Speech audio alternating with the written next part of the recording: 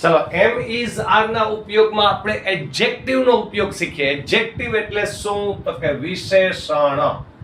વિશેષણ એટલે કે જે નામમાં વધારો કરે, વ્યક્તિ, વસ્તુ કે સ્થળ ના નામમાં કંઈક વધારો કરે એને વિશેષણ કહેવાય. તો એમ ઇઝ આર નો ઉપયોગ કરીએ તો માનો કે આ રીતે આવે કે આઈ એમ, પછી કોઈ પણ વિશેષતા બતાવી હોય મારી, તો હું એમ કહું કે આઈ એમ કોઈ પણ વિશેષણ. ચલો માનો કે આપણે સ્માર્ટ વર્ડ લખીએ, બરાબર, તો કે હું સ્માર્ટ છું એમ બોલી શકાય.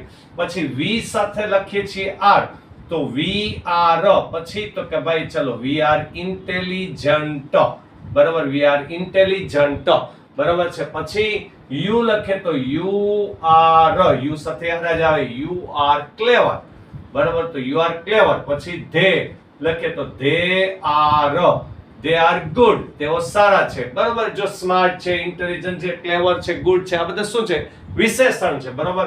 અને હી લખે તો હી ઇઝ હેન્ડસમ લખીએ. ચલો આ આપણે વિશેષતા બતાવવાની છે, તો હી ઇઝ હેન્ડસમ.